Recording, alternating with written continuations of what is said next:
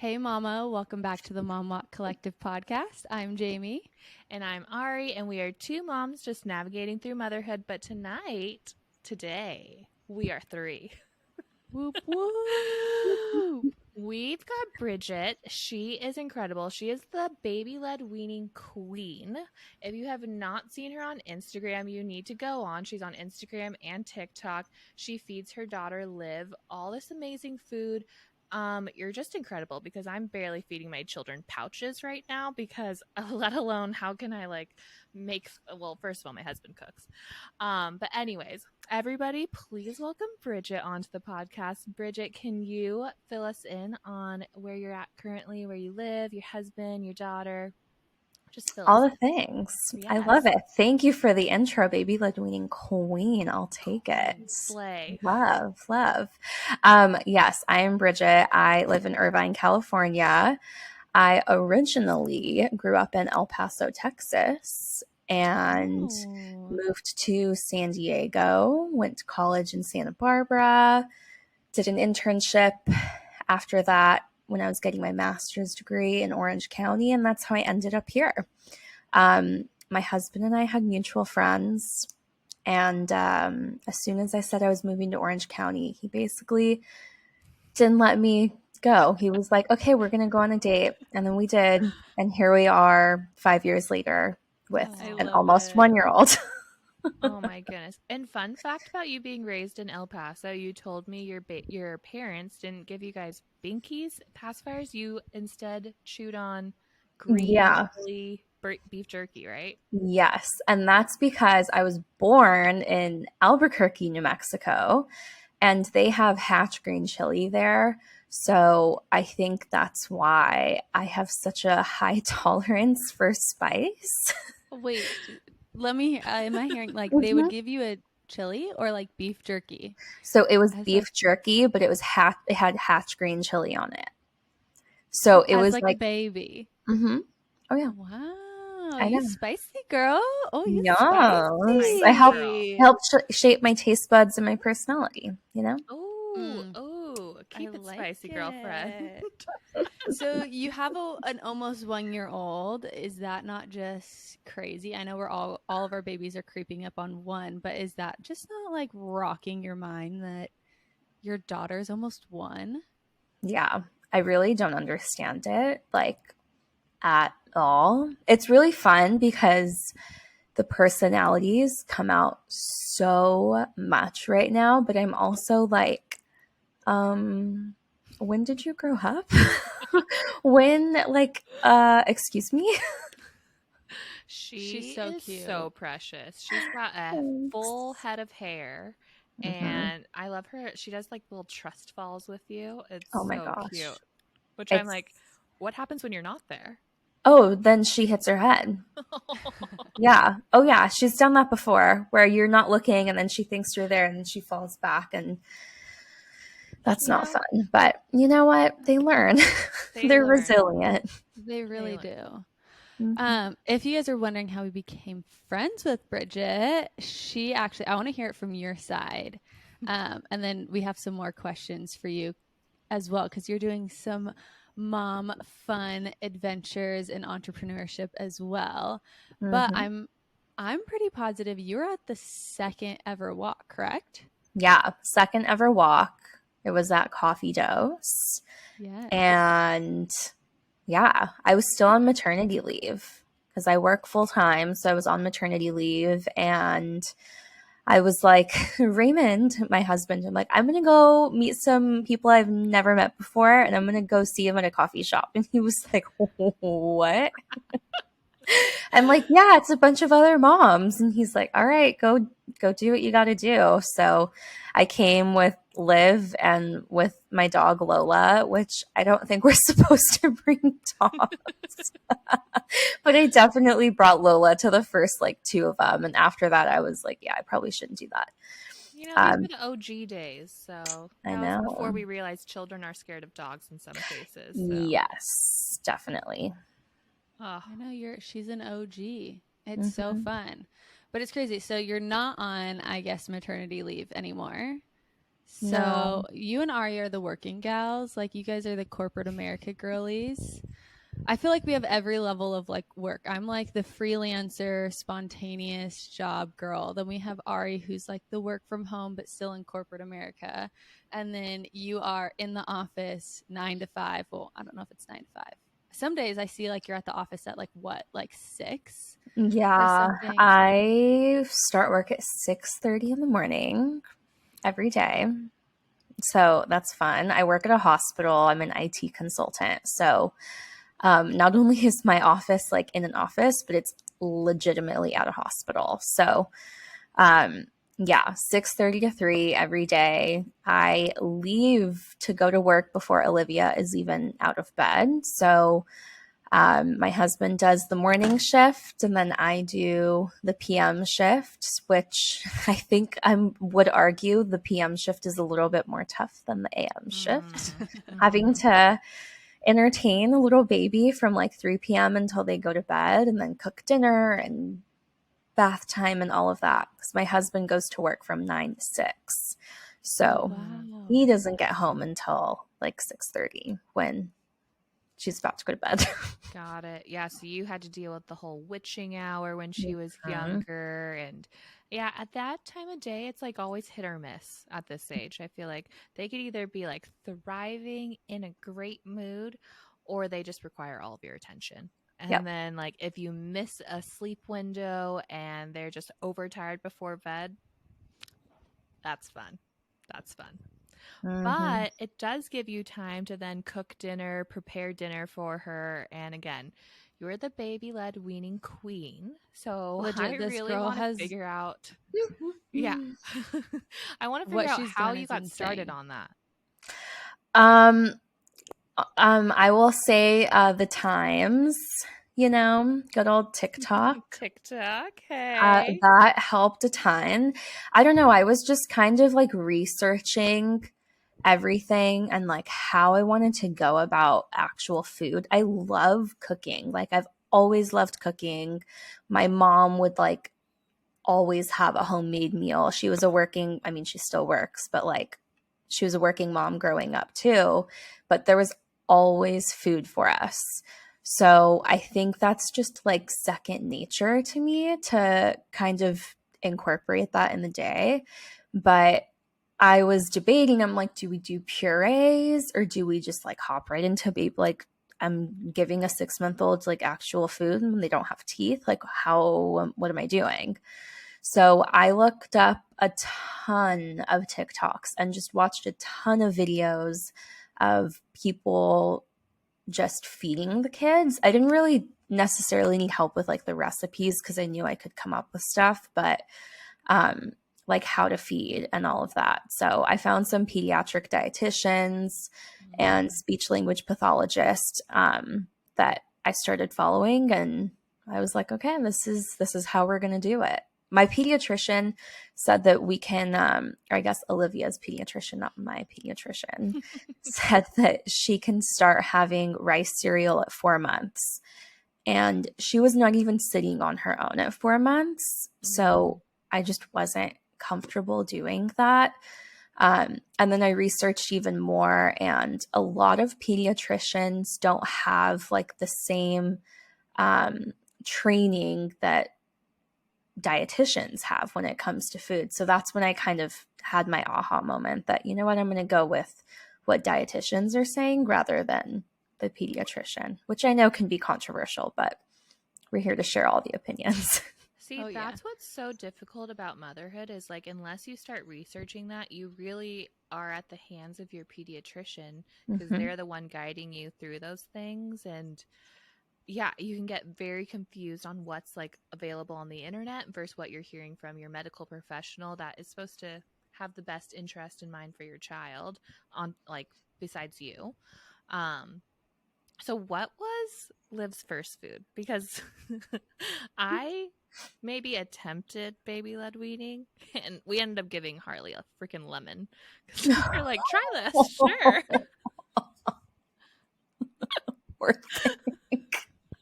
Oh my goodness. You guys, I am not a cook. My favorite thing to make is a reservation. Oh. Ian is the cook in our home, okay? And he told me he was going to be like all about making their purees and everything. My That is gosh. so funny. You kill me. I So- almost think making homemade purees is harder than actually making the food. No, But let me tell you, we tried it because, well, I want to hear Liv's oh first yeah, like her first experience. food. Yeah, her first food, and then I'll tell you about my purees. Also controversial. I gave her egg for her first food, which is Okay. a top, I don't know, what is it? Top 10 allergen. Allergen. I don't know. I just kind of went for it and I just like put it in a pan and cut it into strips and let her play with it. And she did fine. Thankfully, wasn't allergic to it. I didn't really think that one through. I just kind So, of was like, oh no, we'll try an egg. Yeah. yeah. I mean, it's easy. It's like soft and everything for them to use or eat when they're no teeth. So, See, I like have watched your stories and like your videos and your reels and all this, and I'm like, because Liv's about a month ahead of Lincoln, and I would watch all these things, and I'm like, oh my gosh, like Bridgette has it down. I need to give this a shot. I have so many other mom friends that like we're doing baby led weaning as well, and Lincoln just, I would say in the last 2 weeks, all of a sudden, Lincoln has like snaggletooth, like has gotten these crazy teeth, and like he looks hysterical. Ari's laughing because when you see him lately, it is like there's a big old tooth. just Like has his these, front tooth. yeah, there's just these big Oh. honkers. We're rushing to get our family photos done because I'm terrified of like that tooth coming out of Graham and it's just like prominent. And I'm like, I need a gummy smile, but like professional photo. Yeah. Well, Lincoln is like, he just didn't have them forever. And then all of a sudden they came. But when I started to like introduce food, I heard like at 6 months, and this is like hearsay. So no one fact check me on this, or someone fact check me on this, whatever the phrasing is. But when they're 6 months old, they need a higher amount of intake of certain vitamins and nutrients, and that's why you start introducing foods at 6 months or something. I don't know. Again, I don't know. This is all like, I maybe saw it on TikTok, I maybe heard it from my mom, I maybe made it up, I don't know. But at 6 months, that was enough in my brain to start introducing real food to him. And I wanted to try the baby led weaning stuff, and was looking up all the different, there's an Instagram called Solid Start, and it has like the different ages and how you could cut up the different foods and all this different type of stuff. And it was, he just didn't understand it, like didn't like it. And I have a dramatic kid where he'd like full gag, like like just like everything was like so Wonder where dramatic. he got that from. Yeah. Me. Definitely my child. And then I was actually visiting my dad, and I was eating a peach, and I gave it to Lincoln to suck on, just to like whatever, and he ended up sucking off a piece of the peach and ended up choking on it. And he choked, like it wasn't a gag, like it was a full choke. And I was in Idaho, and luckily my brother is a EMT, and so I was like, we all like looked at him, we're like and then knowing someone gets something caught in their throat and their eyes get really big and they get super bug-eyed, that was Lincoln. And then eventually he was able to swallow it, like it broke down enough that it swallowed. But that, I was just like, well, there was my shot at baby led weaning, and we are back to purees. And then I tried doing my own, and I was like, I'm going to be the granola mom who makes all my own purees. And then I made my own applesauce, and then I had a store-bought applesauce. And what does my son like better? The store-bought applesauce. Yeah. So it's been inspiring watching you, because I'm like, this woman is brilliant and is killing it. And your sweet potato waffles are like the ones that get me every single time. Can you just like freeze them and make them for all of us so then we can feed our babies? Okay, Bridgette, has Liv ever choked? No. I don't know how. She just has not. she's gagged. Like there's the difference between like gagging and choking. Like what Jamie described is definitely choking when they have like that look of terror, then yeah. But no, we've been really lucky. I mean, solid starts, that's what I use for basically everything. And it's kind of like counterintuitive because you would think when they're younger, you want to give them like the little, teeny pieces, but it's totally the opposite. You don't do that until they can like really learn how to chew. Like you start by giving them like pieces that they can hold in their hand. Like they say the size of your pinky finger. That's about the size of the food when they're 6 to 9 months. I think. Really? 6 to 7 months. Yeah. So when you start making stuff like sweet potato fries, you can totally do that. Or the sweet potato waffles that I make in that little mini waffle maker. They're the perfect size. If you just cut them on the lines, they're literally the perfect size for them to hold. So okay, that's this why. is all really good to know because again, I'm like, I'm just gonna like feed them like something, and then I'm like giving them like a little tiny thing of my string cheese because I'm like, I don't know, I don't want you to choke. Solid starts. I mean, like download it and you can just go in and you can type in anything. I paid for it. I don't think it was that much, maybe $5, Okay. I think. But you can just go on there and you can just search anything and it tells you like exactly. Look, I'll pull it up really fast, but it tells you exactly how to do everything. So Yeah, like egg, for example. So you can go on and you can see how to serve and where's my camera? Come on. What, if you seriously? guys didn't know and you're only listening to this, we have the video form of our podcast on YouTube. So make sure you go to YouTube and watch it because then you can see what Bridgette is actually showing you. YouTube and Spotify, we have the video available. Yeah, but it tells you And she's everything. Vanna Whiting. Vanna White. Mm-hmm. Yeah, it's a great app. I always tell people when they're like, who do I follow? Who do I follow? I'm like, definitely solid starts. Like Definitely you. Thanks. But definitely solid starts. I always say like I'm not a professional. I just practice what the professionals say because I'm like I work at a hospital, but I'm in IT. I don't work in, I don't have any like actual rights to be teaching these things except what I learn online. You're like, from I'm in the pediatrics. medical field, however. Not that type. Oh my god. Have you learned like does Liv like hate certain foods? Is she like ew, yuck, disgusting, won't eat? She's not a fan of broccoli, which is interesting. I've put broccoli in a lot of stuff before, but sometimes she'll just, accidentally throw it off and give it to Lola instead. Right now, she very much is in like a throwing phase, which is kind of difficult because you have to like ignore that they're throwing. Because if you give them attention when they throw, then, it's tough. Game.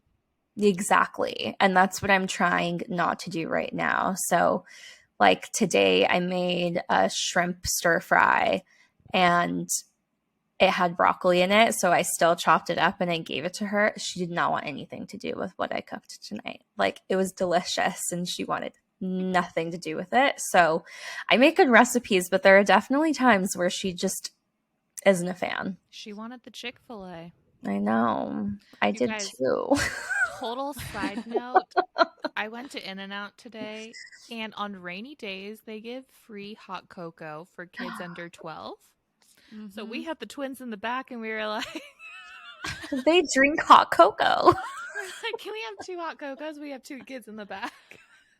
Oh, you guys are hilarious. Okay, sorry. Side note on that because I thought about you. And I was like, oh, good job, Bridgette. You made your dinner. I'm going to In-N-Out. I still wish I had Chick-fil-A instead. We'll get it Friday. Fridays normally are.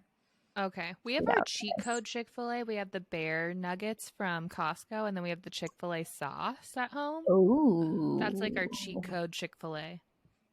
Which I think, okay, I have to say a thing about Chick-fil-A because I grew up like never heard of Chick-fil-A.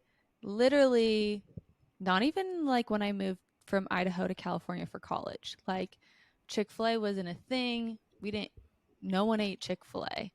And I maybe like 2 years ago, not 2 years ago, maybe a little bit more, had Chick-fil-A for the first time and was like, it just was not like the fast food thing. Like I grew up down here.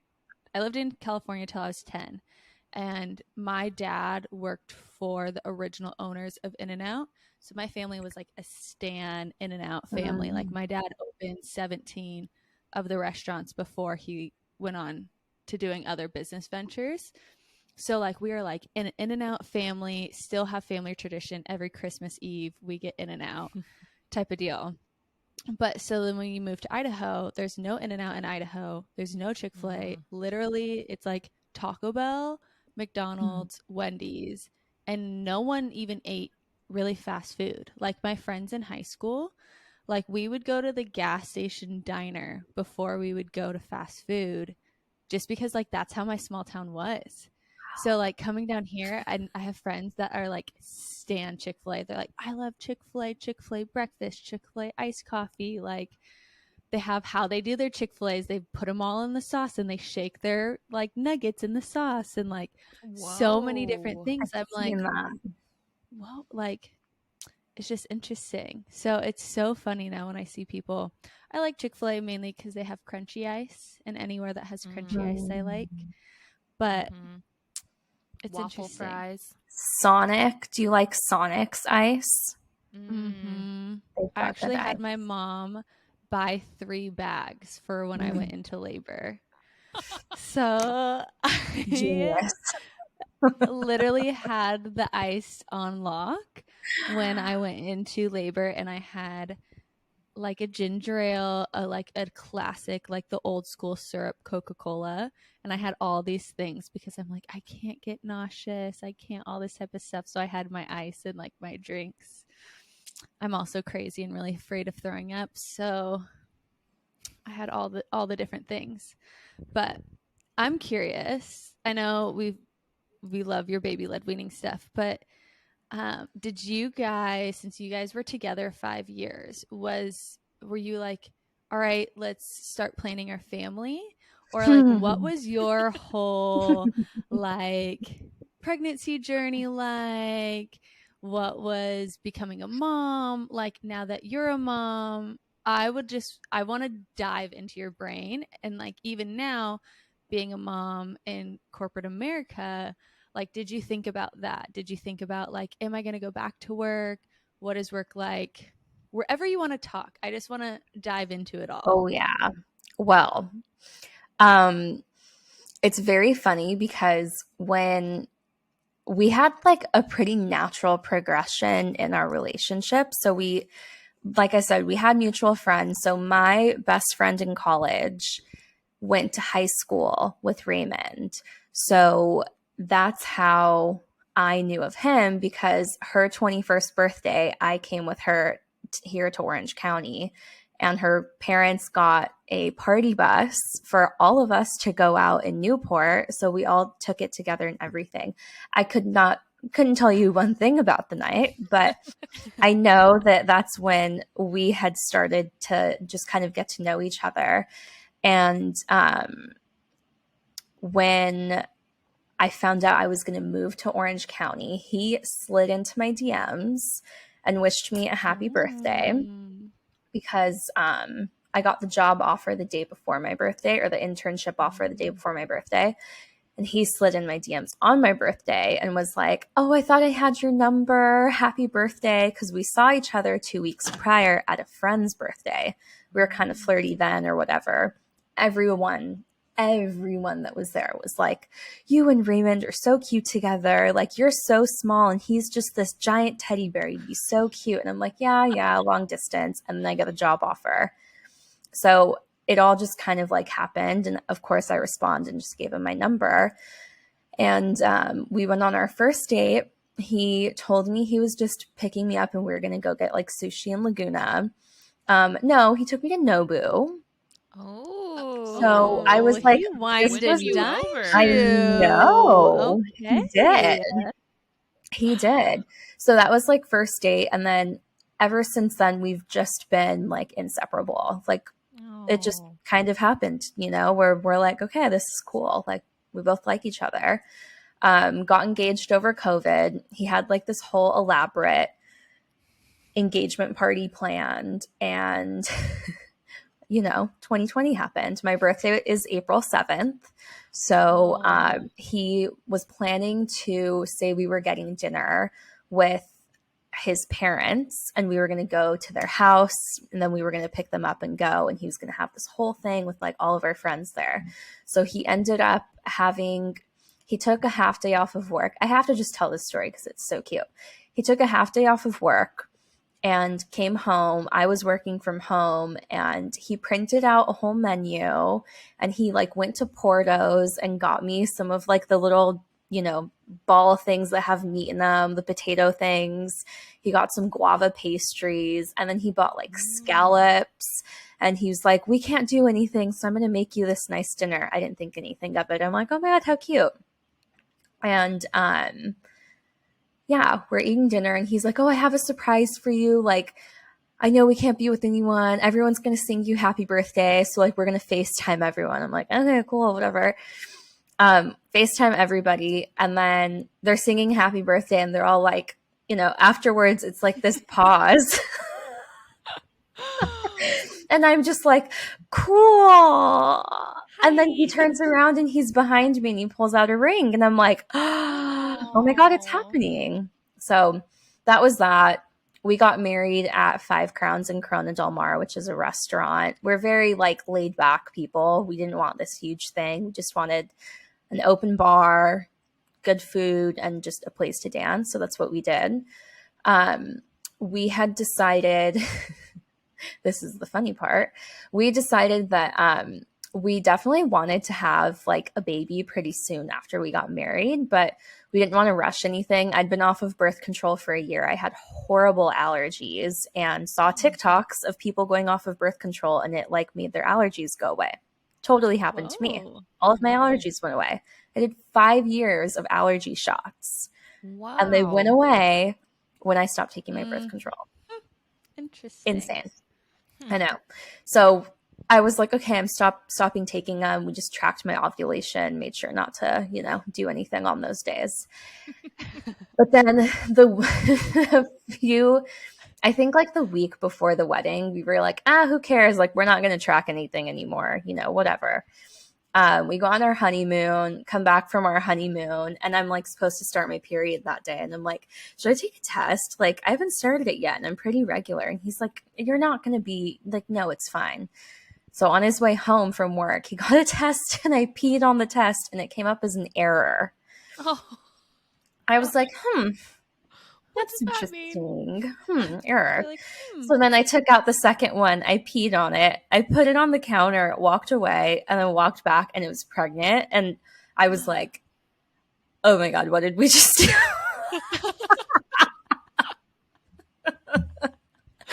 Both of us were like, oh man, that happened a lot faster than we thought it was going to happen.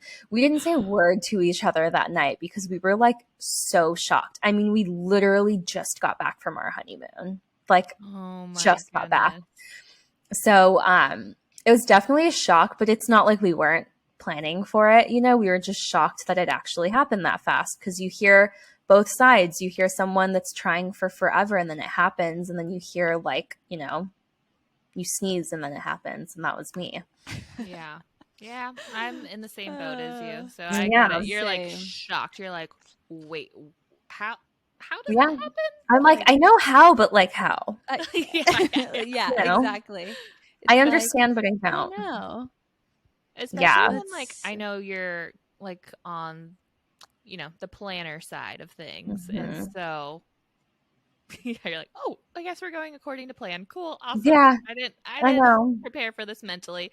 And then pregnancy was surprisingly, I had a really easy pregnancy. Like, first trimester, like if I didn't eat in the mornings, I would get nauseous. So I just had to make sure I ate in the mornings. And then I also had no energy. Like, I did not want to do a thing.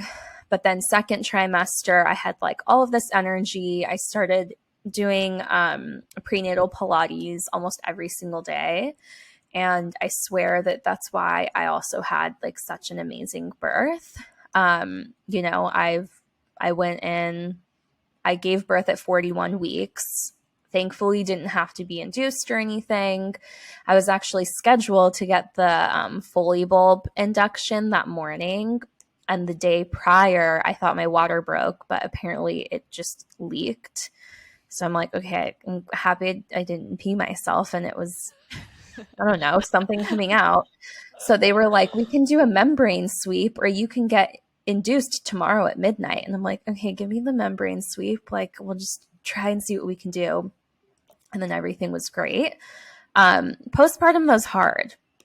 Like no one like preps you for it. You have like all these courses and all these things about pregnancy and it's so beautiful. And it is, you know, you're making a life and everything. But the reality of postpartum is tough, so tough. Like I've never been around babies before. So I had no idea what I was doing at all. I didn't even know how to change a diaper. Did you guys? You're No. lucky. Your husband also changed the diapers for the first month, right? The entire first month. Okay, if you guys don't know, Bridgette also has her own podcast, The Everyday You, and she like goes into detail about everything postpartum that she experienced. But let's jump in. Like let's talk about it because again, these are things that nobody talks about, like the TMI of like the mental load that you take on as a new mom. You know, never like anticipating postpartum depression or anxiety and then questioning what you're actually going through. So how, I know you did come to the realization that you had postpartum depression. Yeah. So what was that journey like from going from questioning what you're experiencing to like, okay, I realize I have this? Yeah, I think I just kind of like, I was very sad and I didn't feel very connected to Liv either, which I felt that was like super off because a lot of people are, you know, they have the baby and they're like, oh my gosh, this is the best feeling ever. Like, I am meant to be a mom and all of this. And that totally is the reality for some people. But for me, I was like, oh my God, what am I doing? I have no idea. Am I good enough? Like, am I doing stuff that she's going to remember when she's 18 years old and have to go to therapy for it? Like, my mind would go so far. And I was like, yeah, this probably isn't the best thing. And then I get so annoyed at my husband, and he is like, not someone I should ever get annoyed with because he'll do like anything I ask. Like I don't know how I got so lucky with him. So that was kind of my like, oh crap, I think this might be postpartum depression. So I had this part is like laughable, but it's honestly very sad because my checkup, you know, the like 6-week checkup that everybody gets, mine was done at 4 weeks and mine was virtual. Why 4 weeks and why virtual? Wait, I don't know. How is that possible? Because don't they, I mean, at my 6-week, they go in, they check your pelvic floor, they do. No. You are kidding. Nothing. Literally nothing. It was a phone call. And what was like even more sad about it was on my birthday. And we were actually at Nobu. What? While you're taking this phone call? Well, I'm like, you know what? It's going to be no big deal. Like, whatever. They're just going to check on me and see how I'm doing. And we took Liv out with us and we had lunch there and we're sitting outside. And then I get the phone call and she's like, oh, how are you doing? How's the bleeding? And I'm like, well, yeah, I'm still bleeding. I birthed an almost 10-pound baby. Like, of course. And, yeah, then she asked about like how my mental state was. And I was like, honestly, I don't think it's like, I don't think I'm okay. Like, I think that there's something going on here. She's like, can you tell me more? I'm like, yeah, I just like don't feel like I feel like I'm a robot and I'm just kind of going through the motions and I don't really like know what's going on. I'm just kind of like here, you know?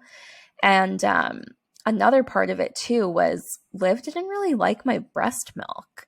Like she wasn't getting full from it. Like she wasn't colicky, but she just was not full at all from it. So I switched to formula when she was 3 days old. And I still was telling myself, like, no, I'm still going to pump so that she has breast milk just in case she ever needs it, which, like, it's only good for 6 months in the freezer, you know? Like, I knew that she was never going to use it, but I still was doing it. So that was another thing that really, like, led into it. But yeah, I did my 4-week phone call then. And she was like, was also a midwife, which I really loved having a midwife instead of an actual physician. But for postpartum, I was like really shocked at the lack of care. So she was like, okay, we're going to get you set up with like social medicine. They're going to call you, blah, blah, blah, whatever. Social medicine calls me maybe 3 days later and they're like, it's going to be okay. Like you'll get through. Oh my God, horrible. I know. What? You'll get through like, it. Like, invalidate it?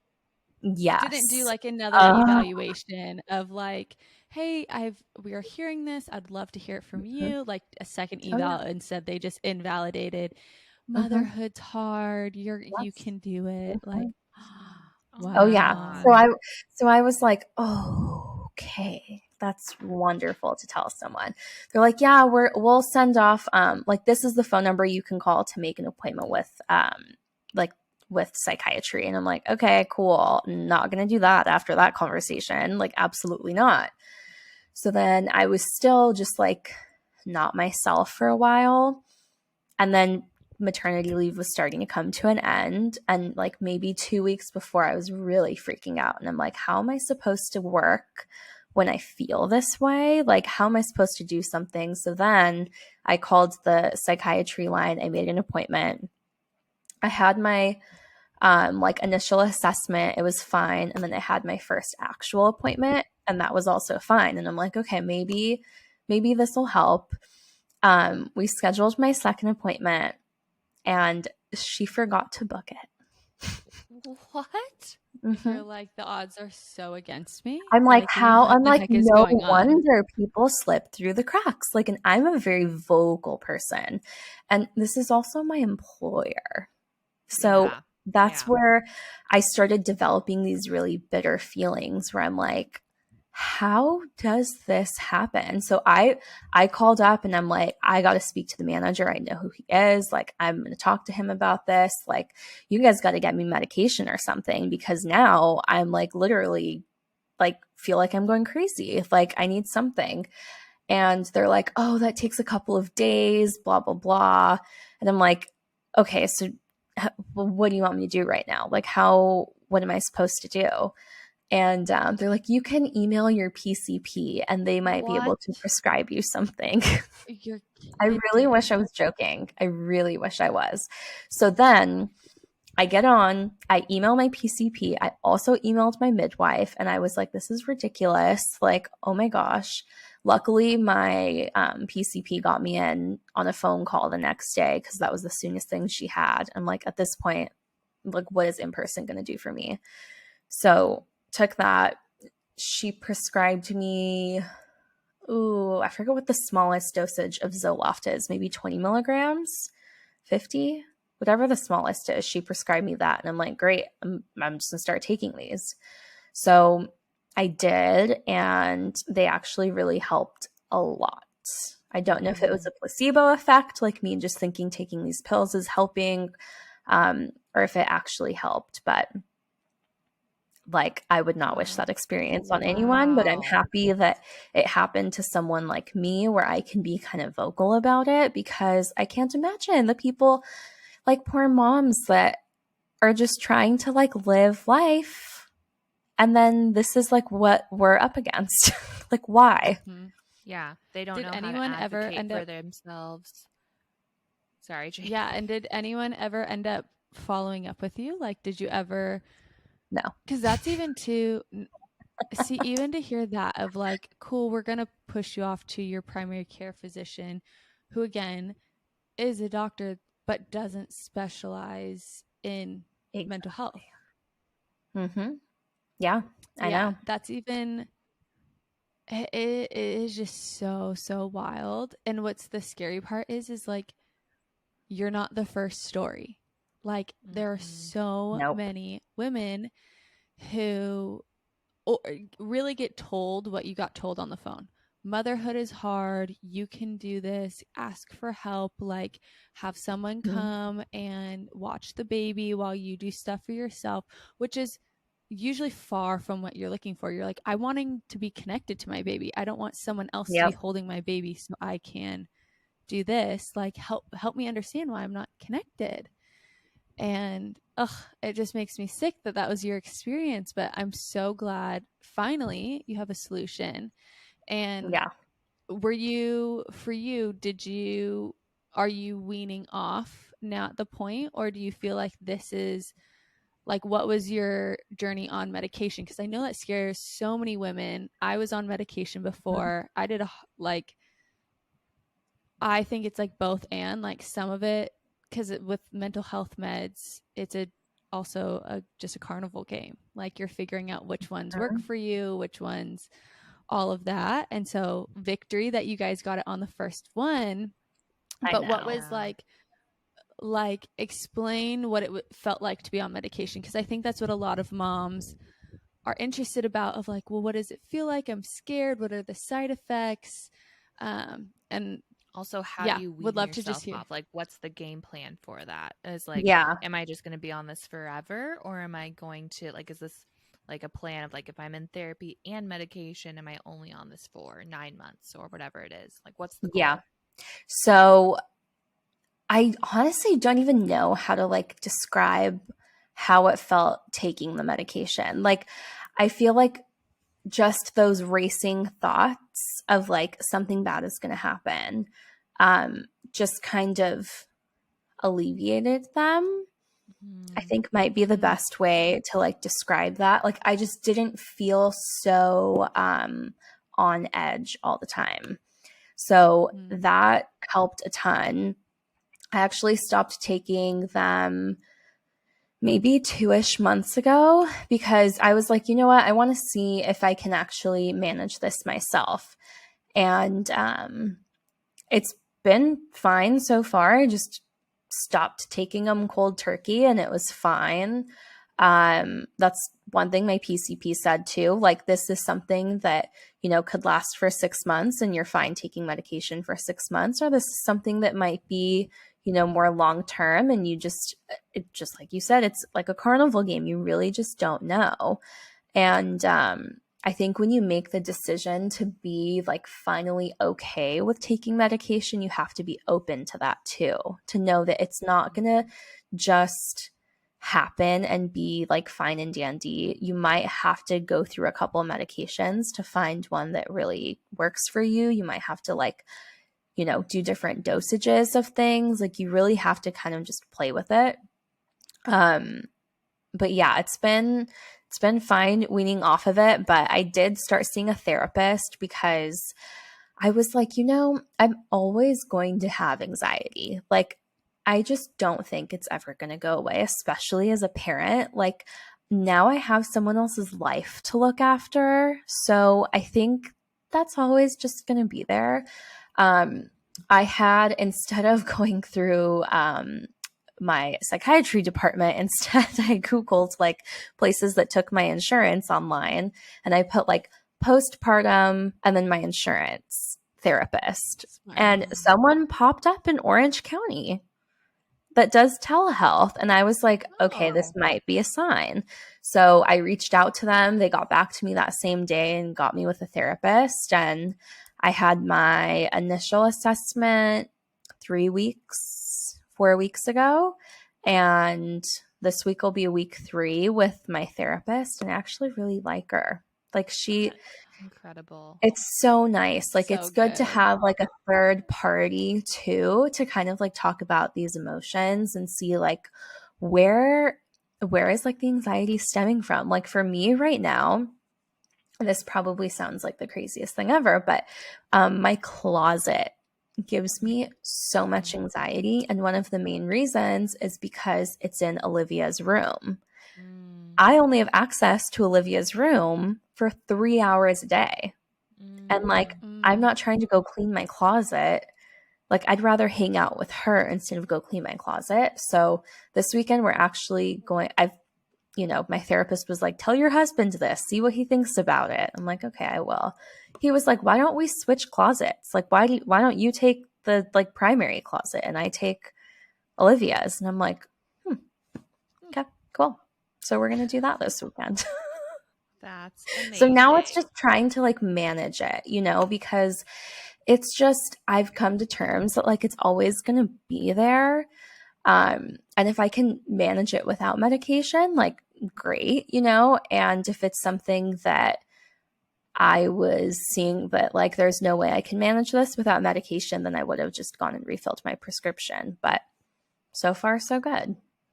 Yeah, that's incredible. And I think there's that fear of like, for so many women, including myself, I will speak from my personal experience of like, what's the long-term game plan for this? And like my doctor was like, usually we see 9 months if you're doing therapy and medication. But then she threw a caveat in there, which I'm glad that she did, because I don't know if everybody hears this, but it's like the women who maybe need to continue their medication maybe had an issue before pregnancy, and then it just like got elevated during pregnancy, postpartum. And so, but at the same time, all of it's terrifying because nobody really prepares you. Like, yes, you could have a chemical imbalance postpartum because of all the hormones fluctuating. But like you said, now you're in charge of another person's life. Mm-hmm. And that's not going away. And I think those intrusive thoughts, like you mentioned, like, something bad is going to happen. Like, I don't know about you, Jamie, but like I experience that all the time. Like I have like these like fears of different things happening to the babies, especially having twins. I had like a fear that we were going to lose one, and just these thoughts that like just race through your head of like what's going to happen. And then you don't want to dwell on them. You don't want to hold on to them, but the like little things will pop up and you're like, oh my God, is this the time?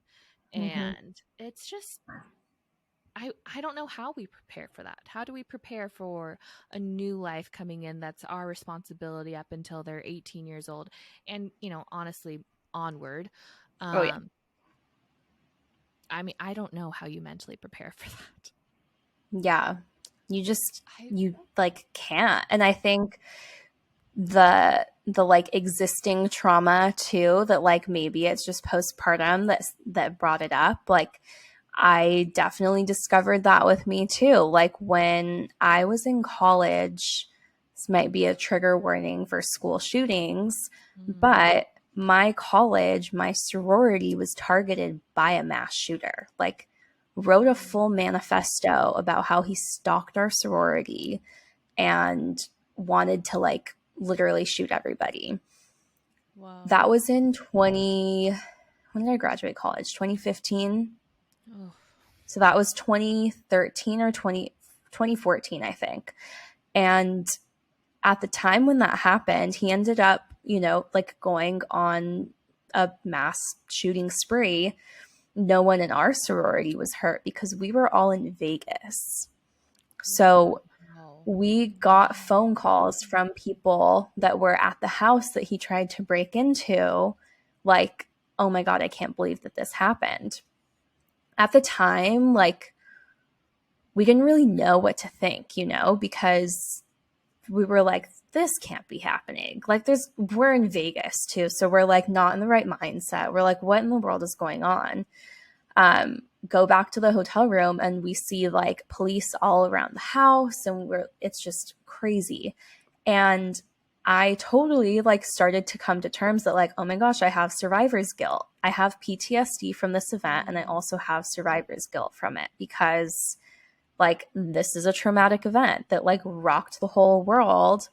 And yes, it was 9 years ago, but nothing was really done 9 years ago. Like we weren't required to like meet with a therapist or anything and like talk about what happened. Finals just got canceled, and then it was like, Move on. Okay, bye. You know, and then you come back the next quarter, and it was crazy. So I never really thought I had any trauma from it until I had a baby. And then I was like, oh my gosh, like this is now one more thing I need to worry about. So yeah, there's it's certain wild. movies and TV shows I can't watch anymore because Yeah. of things that I'm just like, I don't know how I was able to watch this, but now having a child, you think of like the possibilities and you're like, I cannot put this through my brain. Otherwise, like I'm going to live in a constant state of fear. Yeah. Do you know, You're laughing. I am. I know this is like not to be a joke, but that literally went through my mind the other day. I'm like, this is like a super serious thing. Sorry guys, I'm the worst. I'm not the worst. My brain goes and goes and goes and goes. And that literally happened to me 2 days ago. I was watching Outer Banks and the new season just came out. And literally my brain watching the whole thing was like, if this was real life, I can't imagine all the therapy that you'd have to be in to escape death this many times. Because I know it sounds really crazy, but like those shows are just dramatic, and they're like drama, like all of that. But I was thinking about, I'm like, okay, in this episode alone, they've been shot at like 8 different times. I'm like, I'm going to therapy for listening to my parents fight and so many other traumatic things like that. Could you imagine literally what Bridgette is describing right now? People actually going to therapy for. And this is like, if you are curious of what I think about when I watch TV, these are the thought processes that go through my head that like, even while we're talking and having this, I'm like, I should go look up a therapist and like all these things. Like, because I'm just realizing I don't do mental like checks on myself as frequently as I used to. And I'm thinking, and you're saying those things about being like super connected to like live. And I'm like sitting here and I'm like, literally the second whoever's listening to this, I am a single mom and I live at my mom's house because I'm going through divorce. And the second my mom got home from work, I just like passed Lincoln off to my mom. And I'm like, huh. I wonder why. I'm like, I probably have, well, not probably. I know for a fact I have a ton of stress in my life going through this whole process. I'm like, I need to talk to someone about this. And then you're saying these things about like these shootings and watching shows. I'm like, yeah, my brain constantly does this all the time. I'm like, these conversations are so helpful because they just bring up the subconscious to the conscious mind. And it's like, wow, so good. So seriously, thank you so much for just being vulnerable and honest and like sharing your life, because I bet you there's so many moms listening to this being like, oh, like having these little aha moments, kind of like you said you had your aha moment of like, no, there's something's totally not connected there. So I'm curious, as part of your like getting back onto things for yourself and all of that, like we want to end off like hearing about your podcast and your entrepreneurship and just kind of what you're looking to do now, and would love for you to also to plug anything that you're doing. Yeah, definitely. That's like, I know it's like laughable sometimes, but that's why I really just kind of share whatever is on my mind, like for that exact reason, like literally you, Jamie, like, because you just never know. Like I don't ever want a mom to think that, oh, I'm going through this and no one else is going through this. Like this is not normal. Yep. It's there's so many great stories about there about like positivity with motherhood and stuff, but there's also like this side of it where, you know, you don't have to be like ashamed if you're not 100% connected, or like, I mean, Jamie, you are a full-time like stay-at-home mom and working for yourself and doing all these things. You passing Lincoln off to your mom when she gets home is very okay. Yeah. Very. You do Thank a you for lot. validating. Thank you. Yes. I think You it do a did bring up a ton. like, I probably should talk to someone, but I appreciate you validating the season that I'm in. So thank you. Yeah, I'm always for like, that's one thing too, is I would tell a lot of people like, oh, go talk to a therapist, go talk to a therapist. Meanwhile, I had like the worst experience in the world. I wasn't even talking to a therapist, and I was telling people, yeah, go talk to a therapist. So I decided like, okay, maybe I should actually practice what I preach and I should go talk to a therapist. And I'm glad I did. And yeah, I have my podcast. It's called For the Everyday You. And that's just like kind of what it is. It's for like the everyday person, you know. I have some solo episodes on there, and then I'm having some guests on there too, just to, you know, talk about life and what exactly is going on. And then coming up soon, next business venture I'm working on is potentially a nonprofit, kind of, you know, Poosh meets Goop, but for moms type of thing.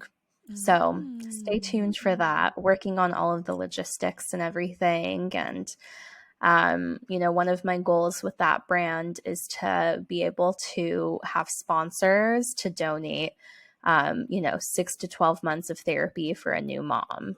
So that's my big goal with that one, because like we all, like everyone can go to therapy. Like there's someone always has something to talk about. Like it's not something to be ashamed about. And, you know, even with medication, like if you need medication, you need medication. Like who cares? You know, I've learned like as I'm getting older, I'm only 30 this year, so I'm not that old, but you know, as I'm getting older, I'm learning to just not, like, our brains judge. Like that's just what they do. Like they're programmed to judge, and I'm trying to like unprogram myself from that. So I don't ever want to judge someone if they're taking medication for something, or if they're doing something a different way, or even with like feeding and everything.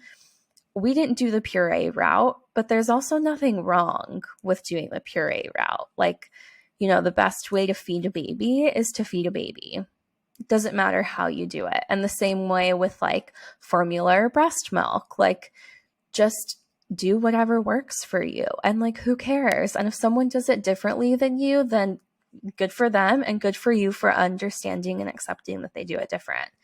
I think, you know, the generation that we raise, I feel like I have a lot of hope in, because, you know, they're a little bit more aware emotionally and mentally about like what's going on. So, you know, I'm just hoping that I can help be a part of that too. Absolutely. Oh, you 100% Not everything is are. black and white. So. Mm-hmm. Well, thank you so much. Yeah, we loved it. All right, I keep Thanks. cutting you off, so you can go, and then I'll close this out. I'll do the cringy Why stuff. don't you just, you okay, I'll do the cringe and cringy just close stuff, us out. and then you can close this out. But wait, real fast, Bridget, can you plug your handles to all of the different stuff? Oh, yes. Yes. So Bridgette Sherry for basically everything. Bridgette's the longest way possible. You can thank my parents for that. BRIDGETTESHERI. And that's me on TikTok and on Instagram. I'm a little bit more active on Instagram than I am on TikTok. And my podcast is just at For the Everyday You. We love it. We'll also have it all in the show notes. We are just so honored to have you. Like, you're a gift and a blessing. And even to know you personally, it's just who you are. Like, she makes it out to the walks that she can. And she's just such a light to every mom that's there. So if you are being like, dang, this conversation was amazing, I want mom friends to do this with, We have walks all across the US, and by the time you're listening to this, we will have launched an additional 37. So we'll be in over 150 cities across the US. Go to the momwalkcollective.com, type in your zip code in our walk finder, and you'll be able to find a walk closest to you. If there isn't a walk near you, we have an ambassador form, and at the first of every month, we pull the applications for the new cities to start. So fill out an application, and we'll get back to you on the first of the following month. Now, here's the cringy part. We're really trying to work on growing the podcast. So if you guys can like, subscribe, leave a comment, whatever it looks like, share it. We really want to make this an access point for moms as well. Other than that, we have our Instagram, the Mom Walk Co. TikTok, we're not as active on either, but it's also the same, the Mom Walk Co. And we have a fun thing coming up April 22nd. If you live in Southern California, we are having a mother's market. So we are bringing together some of our favorite brands that help simplify motherhood. And you can shop it. You can get access to seeing diapers and strollers and all that type of stuff firsthand, where you guys can feel it tangibly. So go to our Instagram. There's a flyer on it. We're going to be posting about it all the time. But Ari, take it away. Close us out. Well, thank you for doing the cringe, closing us out. Thank you, Bridgette, for being on here. It was such a treat talking with you. This was just a gal's chat, a mama's chat. And I look forward to having more of those. Yeah, mama's chat. Yeah.